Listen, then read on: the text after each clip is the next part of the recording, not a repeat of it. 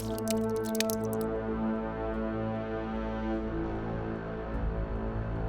guys, Hello, friends. welcome back to our show, Darkly Dubious Diaries. Otherwise known as My name is Tara Marie from True Crime Matters with Tara Marie. And I am Dana Elizabeth from the TikTok Dana Elizabeth Original. And we love to discuss all things true crime and mysterious. So, for today's episode, we're going to dig into the true crime topic that so many people are talking about right now, and that is the Menendez brothers case. Now, this is part 2 of a 2-part series, so if you missed part 1, be sure to look for that in the section down below. District Attorney George Gascón held a press conference Thursday, October 3rd, and he said it was amid calls for his office to re-examine the convictions of Erik and Lyle Menendez, who were convicted of killing their parents in August of 1989. So the DA said that he believed that the convictions of the Menendez brothers deserved to be reevaluated following the alleged discovery of new evidence. Now, while the prosecution's main argument was that the boys killed for money, the defense claimed that the boys had committed the crime in self-defense since they were in constant fear of their father because he threatened to kill them if they told anyone about the years of SA they both suffered as children. So, in rebuttal to the SA claims, the prosecution argued that talks of the abuse only came after the boys were arrested. So the prosecution maintained that if this level of abuse was really going on, the boys would have or should have reported it to the authorities. And the prosecution rejected the whole idea that those dealing with this level of abuse and control would be afraid to tell anybody. They called the defense's strategy the, quote, abuse excuse, or the idea that a defendant would argue that a prior history of abuse is enough to justify their violent retaliation. Further, the prosecution argued that men couldn't even be raped because they lack the necessary equipment. I'll let that sink in. What do you think of that? They lack the necessary equipment. That was a verbatim quote, and I actually have a recording of them saying that. Is that saying what I think that's saying? Probably. That was their argument. Not only the abuse excuse, but the idea that men cannot be raped. I'm actually sitting here just genuinely shocked. It seems like laughable that obviously back then is very different to how people perceive SA and things now, like we've said just a minute ago. But even so, how do you not see that back then? Even back then, how do you not see that as a horrible sentence like abuse excuse? That's a testimony. It's not an excuse. Right. Oh, I feel so sad. The more I hear about them, the more I just think, why are you in jail? Yeah, I was speaking to my divorce attorney about this actually, because she represents a lot of domestic violence victims. And she was saying as a lawyer, she gets frustrated as a lawyer defending the domestic violence victim, because what happens to a person like that is they're so steamrolled all the time and they're taught that they're always going to lose. They're always going to not be believed. They're going to be manipulated and gaslit. And they're treated like that for so long that they barely believe their own reality. They barely believe themselves. Mm-hmm. So what happens to a person like that is they're not believable to anybody else, because then when they're speaking, they always just seem unsure of themselves. They're not confident in what they're saying. So when she would bring them to court and they would speak in front of the judge or whoever, they're not believable. They would be looking at the ground or not answering, or they'd be unsure of their answer and be like, oh, well, I'm not sure, So they came off as less believable. So a judge doesn't believe them because a judge doesn't understand the whole idea of abuse and control on that level and why that would be. So as a lawyer, she said it's just so frustrating to kind of explain that piece of it, that these people know, or we all know, the statistics of when somebody tries to report the abuse. A lot of these domestic violence victims, the women, because it's mostly women, when they try to get away, that's the most dangerous time. We know that, statistically speaking. So the people who say, why don't they just leave? It's so easy to get away. They don't understand. They just don't understand. So the abuse excuse to me is that they're kind of trying to, devalue that whole argument. I think it comes down to, you just don't understand. You've never been through it. You don't want to learn and understand why. So you just go, it's an excuse. Right. because it's easier to say it's an excuse than to actually understand the process of what you'd have to go through to get out of the situation that you're in. And the whole thing with these people are they are emotional manipulators, or they're just manipulators. They're liars. A lot of these abusive people, where they do make people doubt their own reality. So it's like a lot of police officers and people reacting and just coming up on the situation don't even understand what's really going on, because they are so manipulative that no one can make sense of what's really going on, because they're so cunning, you know? So that's the difficulty. But the abuse excuse is what the prosecution was trying to say, that there is no reason to retaliate in these situations. So I mean, in the prosecution's closing argument, the prosecution even went on to say, for all those children who were severely abused and who become useful members of society, this defense is an offense, which in itself, today's standards, sounds bonkers, but yeah, then, like we've said. But Judge Weisberg gave Lyle and Erik's juries 4 choices in deciding the brothers' fate. So they could find the brothers guilty of first-degree murder with special circumstances. They could find the brothers guilty of second-degree murder. They could find the brothers guilty of voluntary manslaughter, or that they could find the brothers guilty of involuntary manslaughter. And after 16 days of deliberation on January 13th, 1994, Erik's jury announced that it was deadlocked and unable to reach an agreement on any of the counts. On January 25th, after deliberating for 24 days, Lyle's jury announced that it too was deadlocked. You can understand why, I suppose. The juries for both brothers were split down the middle, actually by gender, over whether the brothers were killers or long-suffering victims of abuse. The women believed that the boys were acting in self-defense, and the men disagreed. Judge Weisberg declared mistrials in both cases. I always found that so interesting that all the women understood.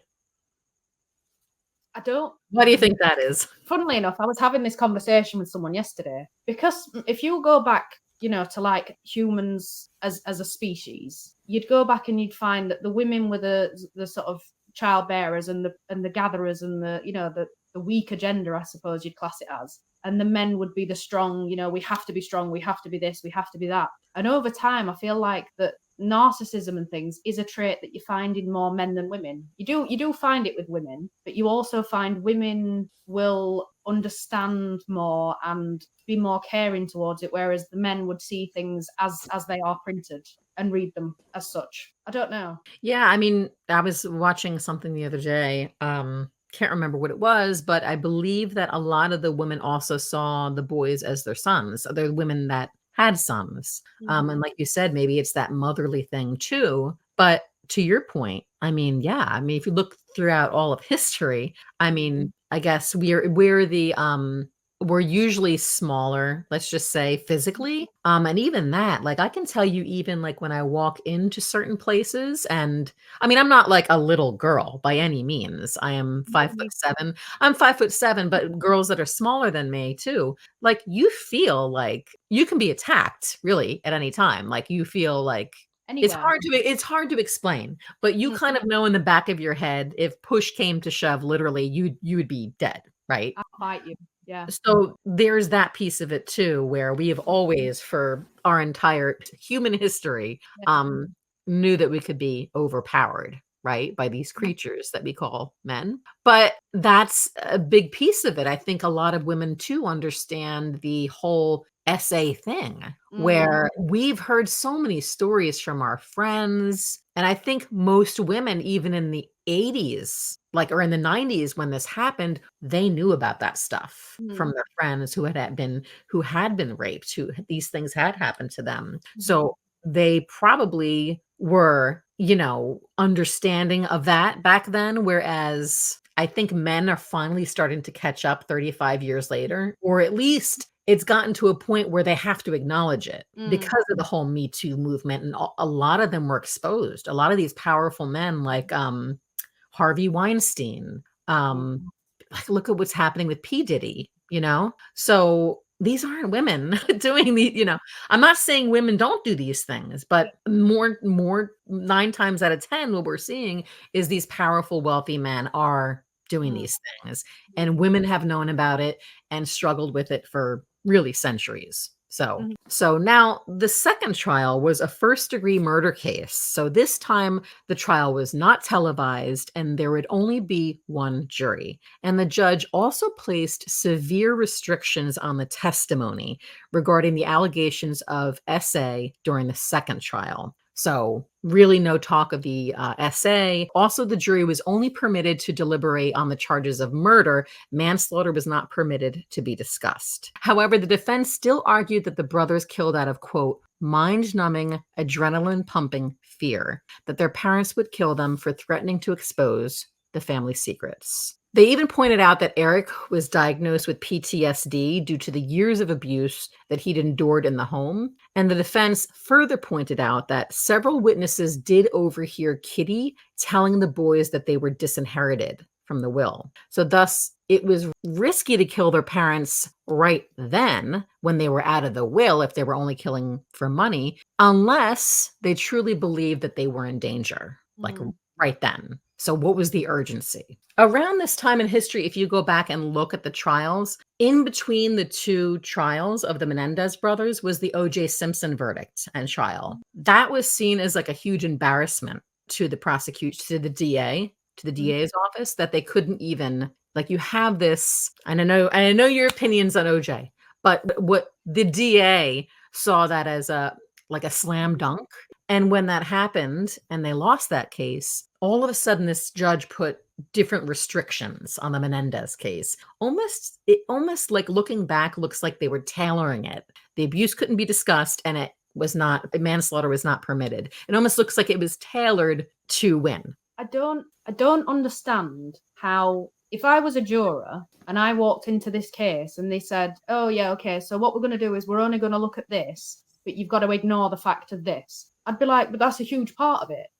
The judge said it was inadmissible. They couldn't even bring they couldn't have any of the witnesses. They couldn't even show the jury that evidence. It changes the story. If you take the essay out, then you've just got two boys who've killed the parents. You have to know this. So it's literally tailoring it to be a win. Well, not for them, but yeah. It's exactly what people look at it as now. There's so many things wrong with the case. Because you literally had two separate juries tell you that, they were both hung juries. And it wasn't just like a quick decision. Like, I think Lyle's jury went on for 28 days. That's a long time to deliberate. That's a month. Yeah, it's a month. Both juries. Now, all of that said, in 2018, new evidence in the case appeared to surface. A recently discovered letter that Erik had apparently written his cousin Andy in 1988, when Erik was 18 years old, was discovered, and it was written just a year prior to the killings. Specifically, in the letter, Erik told Andy, quote, "I've been trying to avoid Dad. It's still happening, Andy, but it's worse for me now. I never know when it will happen, and it's driving me crazy. Every night I stay up thinking he might come in," end quote. So this letter was only discovered in 2018 by José Menendez's younger sister, and therefore it was not offered as evidence in the first trial. And the way that this type of appeal works is it has to be new evidence. So this fit the bill. So in court papers, the brothers' attorneys argued that the new evidence indicates that José Menendez was a violent and brutal man who would essay his own children, and he was still doing it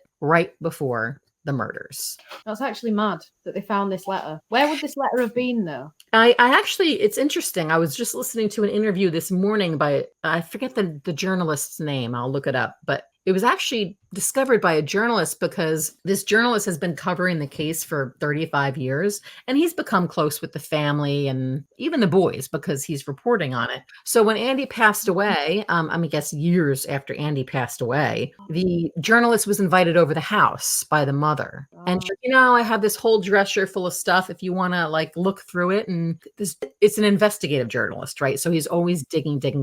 She let him go look at whatever was in the boy's room, and he said he found it within like 10 minutes of looking at letters. So then he immediately brought this letter to the boy's attorney. And the attorney looked at it and was like, yeah, this would be considered new evidence. Kind of like it's not a proof of SA because he doesn't actually mention what his dad's doing, but to say like, I'm staying up every night worried that he's going to come in. Right. you can never sleep. That's got to do something to your head. Well, I think also in the letter it said something about his father, like he could, like it was worse because he was so overweight now. Or there's little pieces of it too where it definitely seemed that it was something to do with the father essaying him. Is there a picture of the letter or anything? There is a picture, and I've always like thought to myself, I'm like, well, how do they know he didn't write it after, right? Now I can tell you, I had a family member in prison, and not only is it a specific kind of paper that they have access to, like for my family member, it was like yellow paper was the only paper they could use, that there are guards that read everything that goes in and out. So you would think that they would be checking for stuff like this. Number one, the letter is not written on the type of paper that I know is allowed. It was allowed in prisons at the time. And also, I don't know, but they probably would, be reading letters that are going out. So you can date, well, I think to an extent you can date how long the pen's been written. So I wonder. That's interesting. Yeah.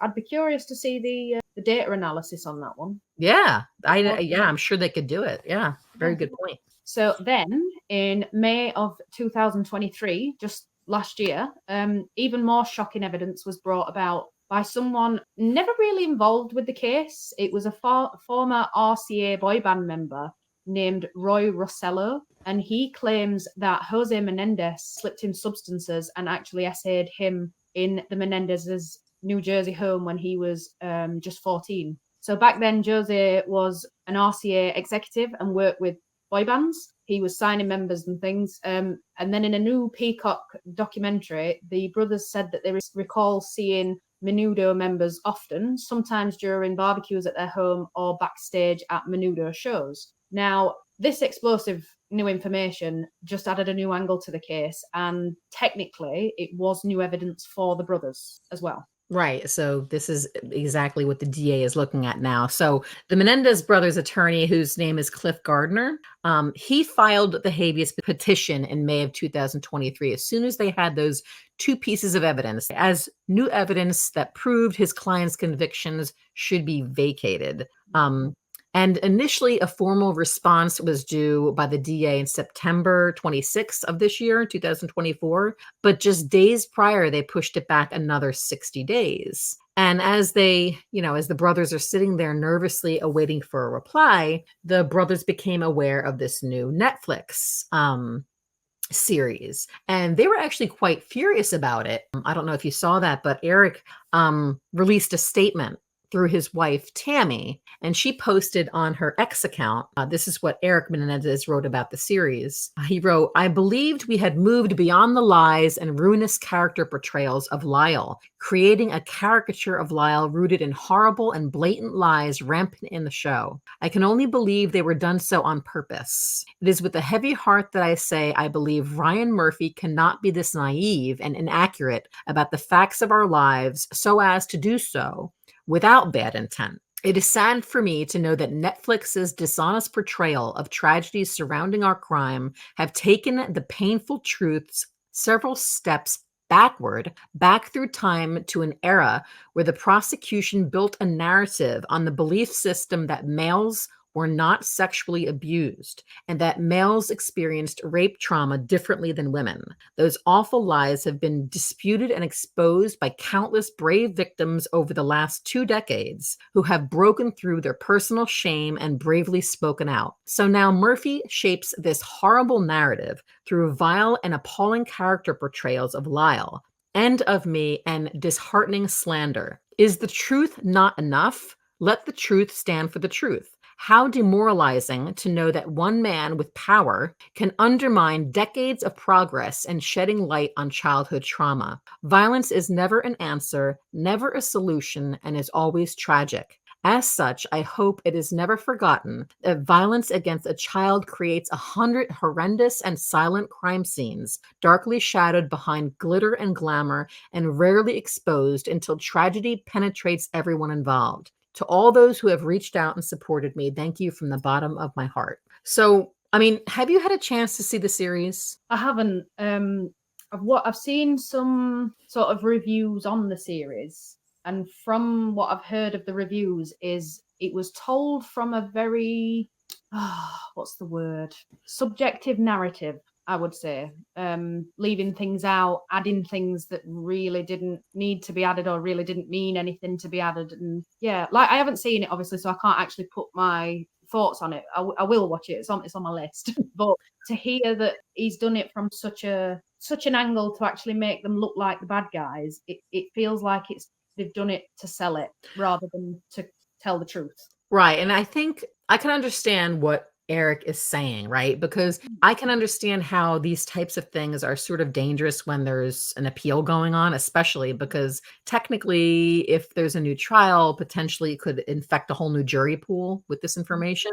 And I can see that being like an issue, but at the same time, like as a creator, Ryan Murphy is a creator, right? So I understand the taking of like, artistic liberties, but at the same time, there's like a huge audience or a huge group of people who know this case and kind of use the stories to gain enough strength to tell their own story of abuse, right? So I can understand the director wanting to tell this story from all angles, because that's what Ryan Murphy said. He said, I was really trying to, he said he interviewed like over 100 people, and he was trying to tell the story not from the brothers' perspective only, but also from, there was a journalist in the series that was like giving his opinion of what he thought happened. So the narrative kind of like, it comes from all different angles. And that's what he was trying to create, is an entire series where it's like not only one perspective. And I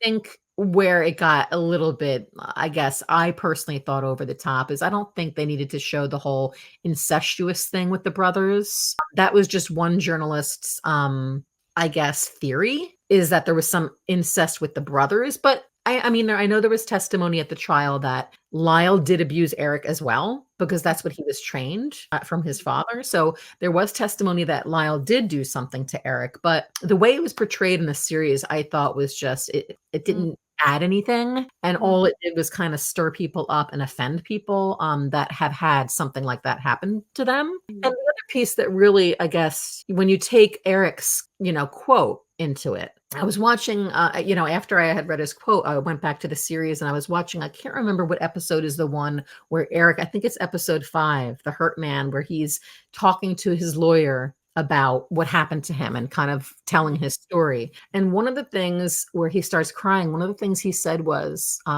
what I hate is I don't even know what I would have been. Like, he was not sure if he's gay, right? And what he's trying to say is, with his identity, he doesn't even know if he would be that if his father hadn't done that to him. So it's kind of like he was manipulated by this father figure, and he's not even sure what he would have been naturally. So reading his quote after I saw that scene is just like, not only did that happen to him and he doesn't know what he would have been, but then you have this director coming in insinuating these things. And I don't know, I can understand that feeling like a whole nother level of assault on your own person, on your own identity, really. And it just kind of blew my mind. Just like, that is so offensive. It actually is. I see sort of the both sides of it though. Like they say, no publicity is bad publicity. Exactly. So this whole Netflix thing, even though it's been done the way it's been done, it's actually created I'd say a national movement, but like I'm in the UK, so it's nothing to do with me, but I'm behind it as well. So it's sort of created like a huge movement for these boys to actually get a retrial, a fair, genuine retrial in today's world. And I would agree. I think even before the Netflix series came out, there was a movement on TikTok where, these people were making all these reels and just kind of exposing it. But now, to your point, and I completely agree with you. I mean, as somebody who studied that in school, journalism and film, it's just like, I'd rather just the story be told, even if there's like pieces of it not exactly accurate or whatnot, because at least information that is 80% sure, whatever it is getting out there and the story's being told. And people do have a responsibility, I think, with the way social media is and news is to do their own research. I mean, you can't just like take what people are saying and just believe everything that's out there. You have to actually research it. So I agree with you. No publicity is bad. No publicity is bad publicity. And to your point, I mean, after this whole Netflix series came out, now it's huge. Now it's even more so bigger than the whole TikTok thing. And now here we are, you know, the DA just gave a press conference yesterday about all the phone calls they're receiving and letters they're receiving, just trying to, I guess, put the public at ease that they're really looking at this and taking this seriously. I think that's what kind of everybody's screaming out for, is like, this clearly didn't work the first time round, and people, you know, we're aware that things, we're more aware today of things that maybe weren't seen as bad back then, which, you know, it's just time, isn't it, difference and things. But as a question, do you think the boys will get resentenced? Do you think they'd get a softer one, or do you think they'll get released? What's your thoughts on it? Well, I'll even go back and add to what you just said before. I think, and I'll answer that too, but I think the boys, it's really interesting that 35 years ago, I believe that they started their own movement 35 years ago by talking about the SA. And I think it was the whole precursor to the priest scandals that came out. Remember when that whole thing happened and all the priests were exposed for abusing all the boys? And then you have the Me Too movement. I would even argue that they began that whole by publicly talking about their case and the abuse that they went through, made it easier for everybody else, you know, to speak about these things and to be, you know, to tell their truths, you know. And I think they helped so many people by what they did. And I think they're helping their own case by speaking out, if that makes any sense. But I don't know what's going to happen in this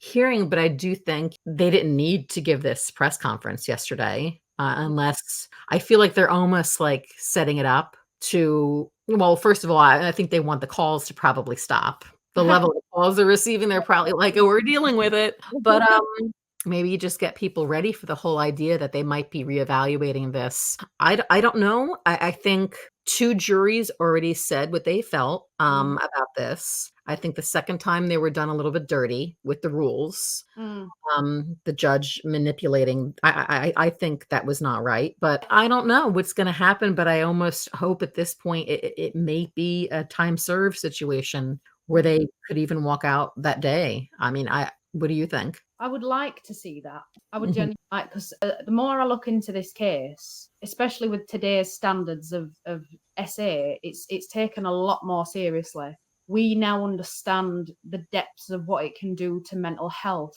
We know what it can do, you know, to a seemingly normal person. If something like that happens, you can have, you know, PTSD and severe reactions. So I'm not saying what they did was right. And obviously they don't say what they did is right. However, you've done 35 years now. I think it's time for you to be free. Personally, you know, I can't speak for someone else, but from my perspective, I would like to see them walk. Right. And I really do believe this Menudo band member, and I believe that I guess we'll see what happens, but I believe they deserve, if what they're saying is true, I believe they deserve to be released. I'm curious to see what everyone says. What's everyone's thoughts? Pop it in the comments. Let us know. Yeah. Did you watch the series? What do you think about Ryan Murphy's, you know, do you think he's exploiting the whole situation? Do you think he has, you know, the right to do this as a director trying to show all sides of this? But we would love to see what you all think in the comments down below. But I think that's going to be it for us today, right? Yeah. If you've liked the show, please remember to like and subscribe so we don't lose each other. And remember, when you're walking home at night, da, da, da. Oh.